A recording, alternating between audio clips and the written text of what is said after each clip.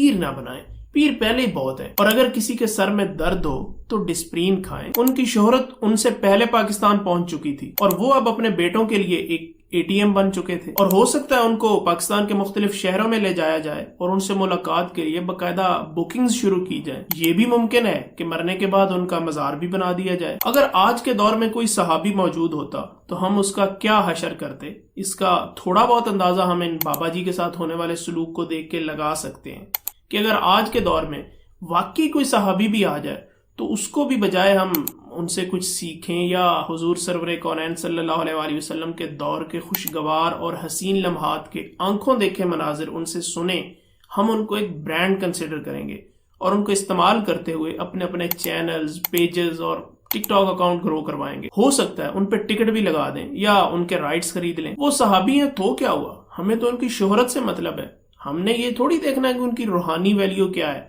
کیونکہ روحانیت سے ہم نے کیا لینا ہے، ہمیں تو فالوورز چاہیے۔ اب آپ کہیں گے کہ یہ کس طرح کی باتیں کر رہے ہیں، لیکن دیکھ لیں یہ سب کچھ پریکٹیکلی آپ کے سامنے ہو رہا ہے۔ یہ کوئی کہانی یا کیافہ نہیں ہے کہ ایسا ہوگا یا ایسا ہو سکتا ہے، بلکہ یہ سب کچھ ہو رہا ہے رائٹ ان فرنٹ آف اس۔ السلام علیکم جی، کیا حال چال ہے آپ لوگوں کے؟ ایک بزرگ جن کا نام عبد القادر بخش مری ہے، تعلق صوبہ بلوچستان کے ضلع حب کے ایک چھوٹے سے گاؤں سے ہے، اور ان کی عمر 82 سال کے قریب ہے، اور کیسے انہوں نے 15 سال کی مسلسل محنت کے بعد کچھ پیسے اکٹھے کیے اور کیسے وہ عمرہ پہ گئے، یہ ساری باتیں تو آلریڈی سب لوگ جانتے ہیں، اس لیے دہرانے کی ضرورت نہیں ہے۔ کرنے کی جو بات ہے وہ یہ ہے کہ جب یہ شخص 15 سال اس محبت بھری محنت میں جتا ہوا تھا کہ ایک دن میں اپنے محبوب کے شہر جاؤں گا، ان کا در دیکھوں گا، ان کی گلیوں میں گھوموں گا جن گلیوں میں محبوب دو عالم صلی اللہ علیہ وآلہ وسلم چلا کرتے تھے، تب تو کسی نے ان کی محنت میں ہاتھ نہیں بٹایا ان کا، اور انہوں نے تو خیر ویسے ہی کیا مدد کرنی تھی، کیونکہ کسی کو کیا علم تھا کہ بلوچستان کے ایک چھوٹے سے گاؤں میں محبت کی ایک ایسی عظیم داستان پروان چڑھ رہی ہے۔ لیکن ان کی اولاد، 5 بیٹے ہیں بابا جی کے، جو اب ان کی رائلٹی بھی مانگیں گے، مرنے کے بعد ہو سکتا ہے ان کا مزار بھی بنا لیں۔ تب تو انہوں نے بھی بابا جی کو کہا تھا کہ ہمارے پاس تو گنجائش نہیں ہے کہ آپ کی کوئی خاص مدد کر سکے، کیونکہ ایک انٹرویو میں ان کے بیٹے نے خود اس بات کا اعتراف کیا ہے۔ خیر بابا جی پہنچ گیا اس شہر میں جہاں پیسوں سے نہیں نصیب سے جاتے ہیں لوگ۔ پہنچنے کے بعد بابا جی اپنا بیگ بھی گم کر بیٹھے اور ہوٹل بھی، جو کہ اکثر پاکستانی بزرگوں کے ساتھ ہوتا ہے۔ لیکن آپ نے اکثر دیکھا ہوگا کہ جب کوئی پاکستانی بزرگ اپنے ساتھیوں سے علیحدہ ہو جاتا ہے یا اس کی کوئی چیز وہاں پہ گم ہو جاتی ہے، خیر گم تو نہیں کہنا چاہیے اس شہر میں کیونکہ کچھ بھی گم نہیں ہوتا ہے، لیکن یہ کہہ لیں کہ چیز آگے پیچھے ہو جاتی ہے، جہاں پہ آپ نے رکھی ہوتی ہے وہاں سے ملتی نہیں ہے، تو ہمارے بزرگ بہت پریشان ہو جاتے ہیں، حتیٰ کہ وہ اس جگہ کا تقدس اور اپنا مقصد تک بھول جاتے ہیں جس کے لیے وہ گئے ہوتے ہیں، اور بعض دفعہ تو اپنی اولاد کو گالیاں تک دے رہے ہوتے ہیں جنہوں نے ان کو بھیجا ہوتا ہے، صرف اس پریشانی میں کہ میرا بیگ گم ہو گیا یا میرے ساتھی مجھ سے علیحدہ ہو گئے۔ حالانکہ that's only matter of time, سب کچھ مل جاتا ہے۔ لیکن وہ بات جس نے ان بابا جی کو وائرل کیا، وہ بھی عرب میڈیا پہ، وہ تھا ان کے چہرے کا سکون اور اطمینان، کہ سب کچھ گم ہو جانے کے باوجود بابا جی کے چہرے پہ جو ایک معصومیت سے بھرا اطمینان موجود تھا کہ کوئی نہیں، سب کچھ گم ہو گیا تو کیا ہوا، ہوں تو محبوب کے شہر میں ہی۔ پھر ان کا لباس اور حلیہ، اور سب سے بڑھ کر اطمینان بھری لا تعلقی، کیونکہ آج کے دور میں تو شہر مدینہ میں بھی ڈیجیٹل حاجیوں کی بھرمار ہے، اور ہر بندہ احرام سے بھی زیادہ موبائل کا دھیان رکھ رہا ہوتا ہے، اور ہر وقت ہر لمحے کو اپنے موبائل میں کیپچر کرنے میں لگا ہوتا ہے، حالانکہ خود وہ وہاں موجود ہو کے بھی موجود نہیں ہوتا۔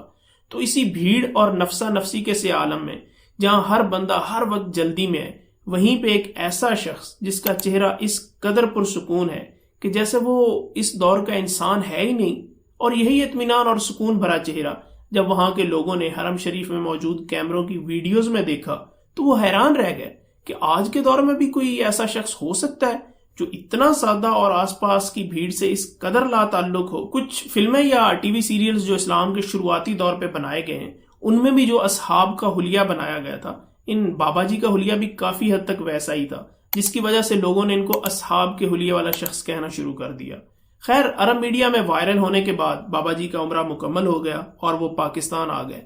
لیکن ان کے پاکستان پہنچنے سے پہلے ہی ان کی شہرت پاکستان پہنچ چکی تھی، اور اسی شہرت کو ایئرپورٹ سے لینے ان کا پورا خاندان اور ویلاگروں کا ایک ٹولہ بھی پہنچ چکا تھا۔ اگر شہرت نہ ہوتی تو شاید ان کو گھر سے لینے بھی نہ آتا یا کوئی ایک آدھ بیٹا آ جاتا، لیکن اب وہ عبد القادر بخش مری نہیں بلکہ ایک مشہور بزرگ بن چکے تھے جن کو عرب میڈیا اصحاب سے تشبیہ دے چکا تھا۔ اس لیے اس شہرت کو ہمارے ولاگر اب ضائع تو نہیں کر سکتے نا۔ جو ایئرپورٹ پہ آ گئے ٹھیک، باقیوں نے اس بزرگ کے گاؤں کا رخ کر لیا۔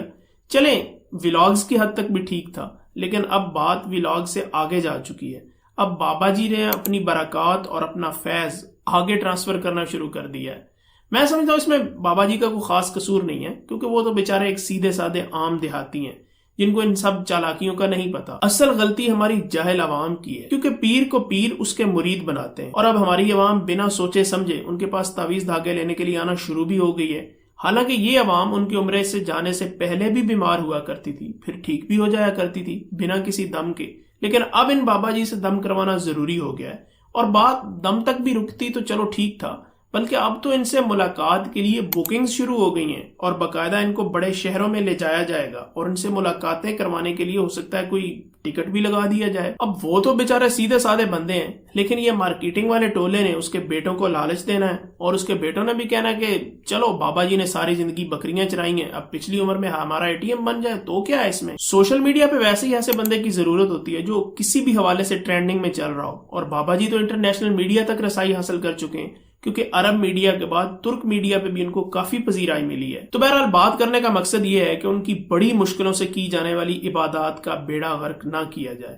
کیونکہ اس بیچارے نے 15 سال کی مسلسل محنت کے بعد عمرے کی سعادت حاصل کی ہے، اور اب اس کو ایسے کاموں میں ڈال کے اس کی عبادات کو خراب نہ کیا جائے، کیونکہ اس کو تو ان چالاکیوں اور ان چیزوں کا علم نہیں ہے۔ اس لیے عوام سے گزارش ہے کہ بھلے ہی آپ کی نیت صاف ہو اور آپ اس سے عقیدت کی خاطر ہی ملنے جاتے ہوں، لیکن پھر بھی اس کو یہ تعویذ دھاگے کے چکر میں نہ ڈالیں، اور یہ شہر شہر لے جا کے ملاقاتیں کروانا اور اس طرح کی ڈرامے بازیوں سے اس کو دور ہی رکھیں، کیونکہ وہ مشہور ہوئے ہی اپنی سادگی اور معصومیت کی وجہ سے ہیں۔ تو براہ کرم ان کی سادگی اور معصومیت کا غلط استعمال نہ کیا جائے۔ باقی ان کی 15 سالہ محنت تو رنگ لے ہی آئی ہے، کیونکہ بہت سارے لوگوں نے ان کو حج کروانے کی بھی ذمہ داری لے لی ہے، جن میں جاوید افریدی صاحب سر فہرست ہیں۔ پھر سعودی حکومت کی طرف سے بھی ان کو آفر کی جا رہی ہے، لیکن ایک چیز یاد رکھنا کہ سعودی میڈیا نے ان کو ان کی معصومیت اور سادگی کی وجہ سے اصحاب سے تشبیہ دی ہے، اس لیے ان فضول کاموں میں ڈال کے ان کی معصومیت اور سادگی کو گدلا نہ کریں۔